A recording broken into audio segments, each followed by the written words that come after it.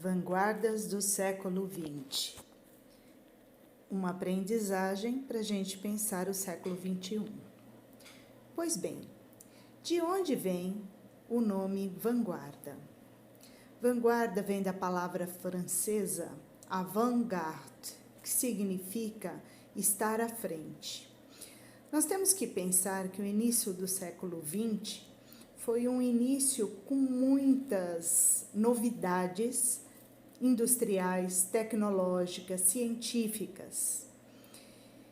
E isso daí não poderia ser diferente no que se refere às artes. É muito importante que a gente pense como que eram essas vanguardas, o que significava ter uma vanguarda no início do século XX. É interessante que, mesmo estando em pleno século XXI, nós temos que olhar para o que foi o início do século XX e talvez nós consigamos algumas respostas do que nós estamos vivendo neste momento no século XXI. Pois bem, no que a gente pode pensar nas vanguardas, antes de iniciarmos, a gente tem que pensar alguns cenários. Então, nós temos o cenário artístico, que onde nós vamos falar de alguns movimentos artísticos. Desses movimentos artísticos, vamos citar alguns artistas. E o cenário histórico, que é importante a gente saber. Então, o que estava acontecendo nesse início de século?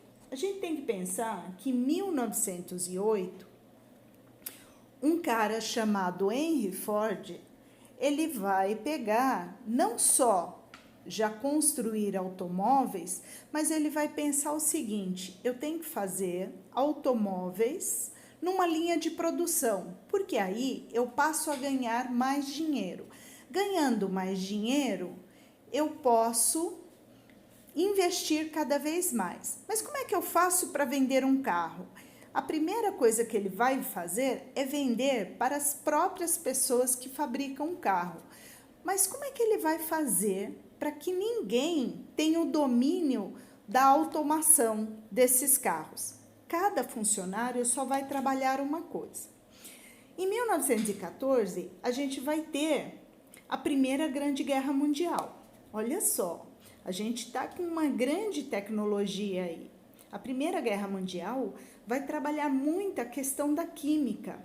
Eles vão ter bombas incendiárias. Em 1917, o povo passando fome vai ter a Revolução Russa, aonde eles vão ficar com muita raiva do rei. Por quê? Porque eles estavam passando fome sem emprego. É algo para a gente pensar o que está acontecendo no nosso planeta hoje.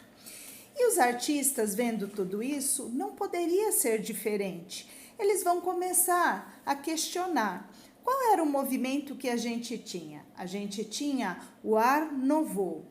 O Art Nouveau era um princípio, principalmente na área de arquitetura, onde eles queriam a elegância. As casas eram feitas de acordo com quem tinha dinheiro. Existiam casas com papéis de parede específicos. Olha que loucura isso, mas a gente vai aprender um pouco mais. Na mesma época, as pessoas já conheciam o movimento do impressionismo. E aí, eles vão querer avançar naquilo que eles têm com o movimento artístico do impressionismo. Eles vão pensar no expressionismo. Mas com todas as angústias sociais, de desemprego, de guerras e tal, a expressão principal é colocar em quadros a angústia de cada pessoa. Então, é a angústia como expressão. Eu vou mostrar a dor, pensando que antes a arte só queria mostrar o que é belo. Um pouco depois do expressionismo, vai surgir o fauvismo.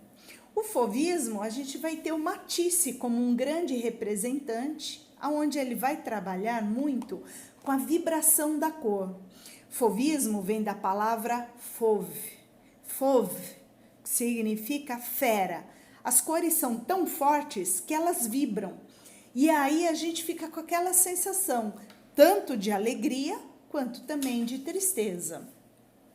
Um pouco depois, a gente vai ter o movimento do cubismo.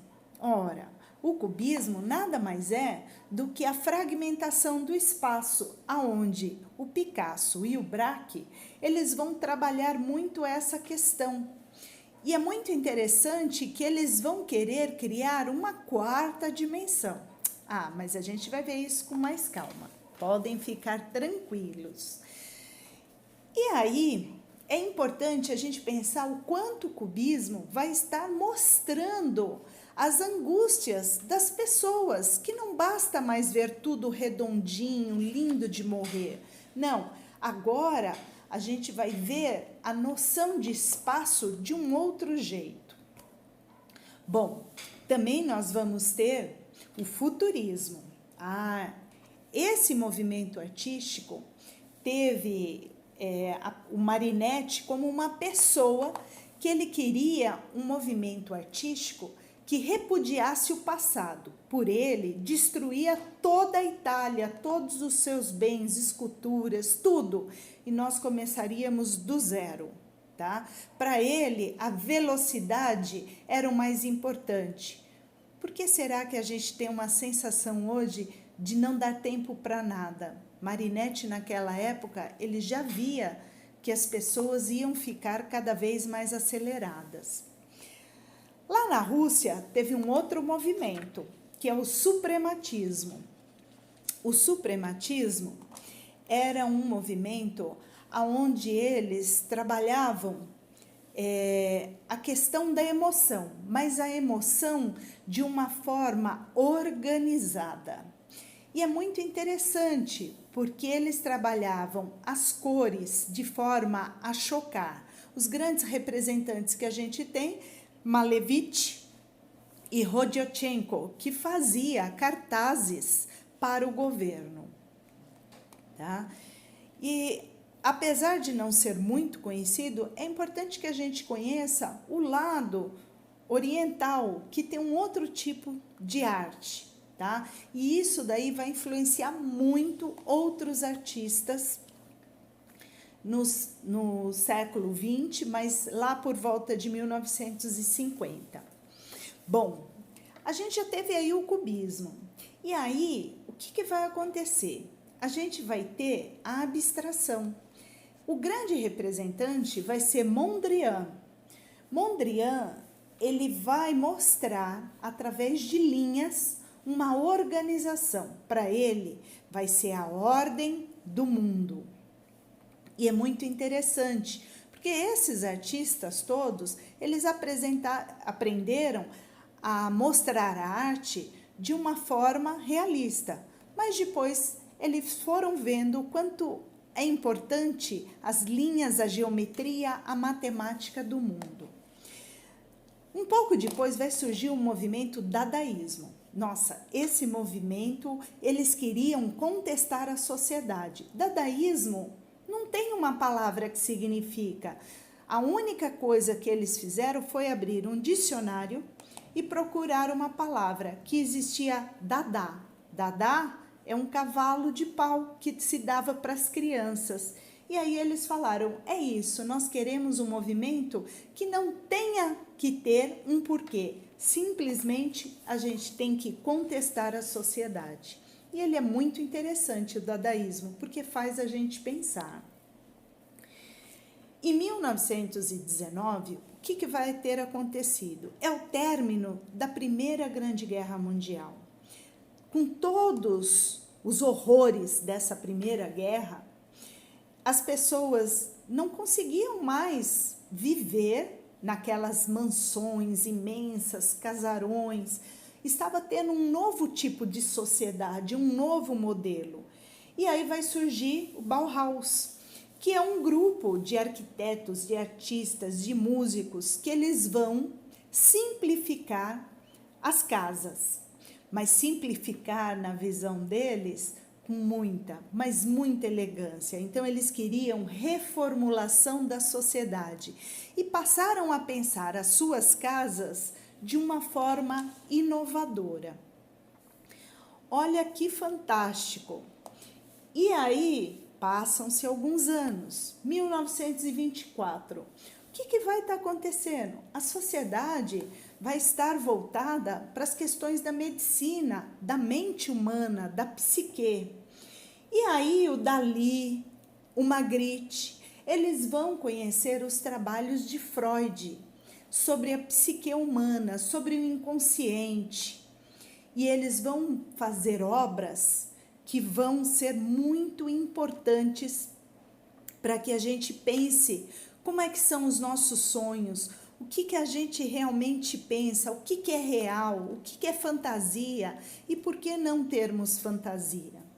Esses movimentos artísticos, eles são de suma importância para que a gente possa entender um pouco mais da arte. Se eu entendo esses movimentos, eu consigo entender por que hoje eu entro no museu e vejo uma obra de arte abstrata e falo assim, mas eu não consigo entender. Não, na verdade, esses movimentos, eles estão liberando a gente para a gente conhecer a arte e se encantar. Ela necessariamente não tem que ter só um significado, ela tem que ter um significado para cada um que está conhecendo.